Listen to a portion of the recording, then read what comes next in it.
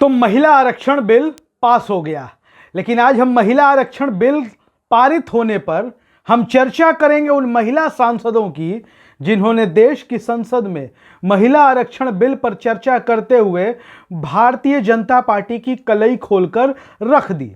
दरअसल महिला आरक्षण बिल पर चर्चा हो रही थी और खुद को महिलाओं के हितों का सबसे बड़ा चैंपियन होने का भारतीय जनता पार्टी सदन में दावा कर रही थी, और उस दौरान ये महिला सांसद भारतीय जनता पार्टी की अच्छे से क्लास ले रही थी। जी हां, आज हम उन महिला सांसदों के बारे में चर्चा करेंगे। उन्होंने क्या कहा आपको बताएंगे, वीडियो के अंत तक जरूर बने रहिएगा। दरअसल आपको बता दें कि हमारे देश की संसद में लंबी चर्चा परिचर्चा हुई, ढेर सारे किंतु परंतु हुए, आरोप प्रत्यारोप लगे। इसके बावजूद लोकसभा से महिला आरक्षण विधेयक जो है वो पारित हो गया, आसानी से पारित हो गया। तमाम सांसदों ने, सिर्फ दो सांसदों को छोड़कर सबने महिला आरक्षण विधेयक के समर्थन में अपना वोट दिया, और इसका नाम नारी शक्ति वंदन विधेयक सरकार की तरफ से रखा गया था। अब संसद में, लोकसभा में यह बिल पारित तो हो गया, लेकिन इस दौरान विपक्षी महिला सांसदों ने जिस तरीके से सरकार पर प्रहार किया, जिस तरीके से सरकार पर पलटवार किया, उससे मोदी सरकार संसद में ही लथपथ होती रही। वो कौन सी महिला सांसद है, उनका जिक्र हम करते हैं। सबसे पहले तो हम बात सोनिया गांधी की कर लेते हैं। सोनिया गांधी कह सकते इस देश की सबसे बड़ी महिला नेता, जो कांग्रेस पार्टी की पूर्व अध्यक्ष हैं, यूपीए की चेयरपर्सन रही हैं। सोनिया गांधी ने अपने भाषण में इस सरकार के इस विधेयक की सराहना तो की, इस बिल को अपना तो बताया, लेकिन साथ ही इसमें एससी, एसटी और ओबीसी वर्ग की महिलाओं को भी जोड़ने की वकालत की, और सोनिया गांधी ने बड़ी मजबूती के साथ, तर्कों के साथ अपनी बात रखी, और कैसे कांग्रेस की सरकार महिला आरक्षण विधेयक को पारित कराने के लिए कृत संकल्पित थी और किन वजहों से यह पूरा नहीं हो पाया, सोनिया गांधी ने अपनी बातें कही। खैर, सोनिया गांधी को इस लिस्ट से हम बाहर कर देते हैं। बात करते हैं उन महिला सांसदों की जिन्होंने इस महिला आरक्षण विधेयक पर मोदी सरकार को खूब लपेटा। बात करते हैं रंजीता रंजन की। रंजीता रंजन यूं तो बिहार की रहने वाली हैं, लेकिन कांग्रेस की राज्यसभा की सांसद हैं छत्तीसगढ़ से। राज्यसभा में रंजीता रंजन बोल रही थी, और रंजीत रंजन जब बोल रही थी, गृह मंत्री अमित शाह वहीं बैठे हुए थे, और सभापति की कुर्सी पर पीटी ऊषा राज्यसभा सांसद बैठी हुई थी। रंजीत रंजन ने केंद्र की सरकार को महिला आरक्षण विधेयक पर खूब लपेटे में लिया। मोदी सरकार पर रंजीत रंजन ने खूब निशाना साधा। रंजीत रंजन ने साफ तौर पर कहा कि आप ये दावा करते हैं कि आप महिलाओं के सबसे बड़े शुभचिंतक हैं, आप महिलाओं के हितों की रक्षा करने वाले हैं।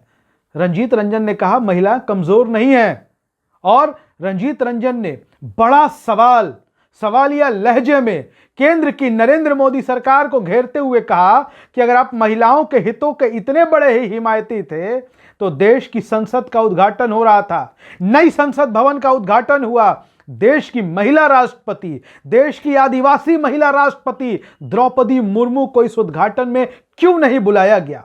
रंजीत रंजन ने द्रौपदी मुर्मू जी का नाम लेकर बड़े सवाल खड़े कर दिए। रंजीत रंजन ने, वहीं पर अमित शाह बैठे हुए थे, सबको घेरा, और द्रौपदी मुर्मू जी को, राष्ट्रपति महोदया जी को, जो इस देश की राष्ट्रपति हैं, महामहिम हैं, महिला हैं, उनको देश की संसद के उद्घाटन के मौके पर नहीं बुलाया गया। रंजीत रंजन ने इस मुद्दे पर भारतीय जनता पार्टी को खूब लपेटे में लिया। अगर सरकार, रंजीत रंजन ने कहा कि अगर केंद्र की मोदी सरकार महिलाओं को इतना ही मान सम्मान देना चाहती है, इतना ही मान सम्मान देती है, तो दलित आदिवासी महिला राष्ट्रपति को क्यों नहीं बुलाया गया नए संसद भवन के उद्घाटन में। रंजीत रंजन यही नहीं रुकी, उन्होंने कहा कि सबने देखा कि जंतर मंतर पर जो महिला पहलवान धरना दे रही थी, उनके साथ क्या रुख अपनाया गया। रंजीत रंजन ने कहा कि मणिपुर का मसला सबके सामने है, मणिपुर में महिलाओं को निर्वस्त्र किया जा रहा था, मणिपुर में महिलाओं के आत्मसम्मान के साथ जो हुआ, महिलाओं के सम्मान के साथ जो हुआ, सरकार का जो रुख था, केंद्र की नरेंद्र मोदी सरकार का जो रुख था, वो सबको पता है। रंजीत रंजन ने सरकार को खूब घेरा। और इसके बाद बात करते हैं काकोली घोष दस्तगीर की। काकोली घोष ममता बनर्जी की पार्टी तृणमूल कांग्रेस से सांसद हैं पश्चिम बंगाल से।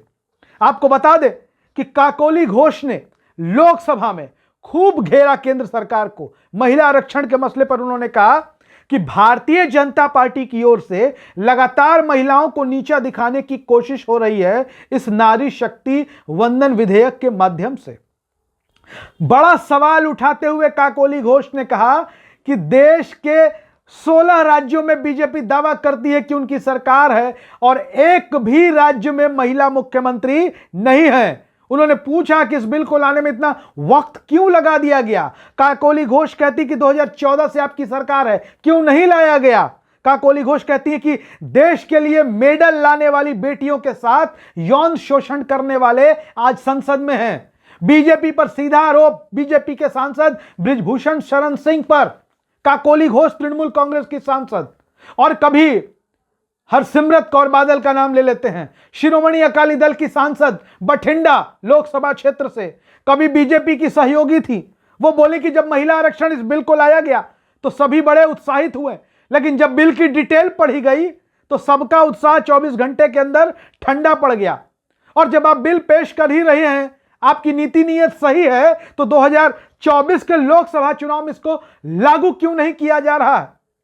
जिस तरीके से महिला सांसदों ने भारतीय जनता पार्टी की सरकार पर हमला साधा, निशाना साधा, तो महिला आरक्षण विधेयक लाकर बीजेपी जो करना चाहती थी शायद वो उसमें कामयाब होती हुई दिखाई नहीं दे रही है।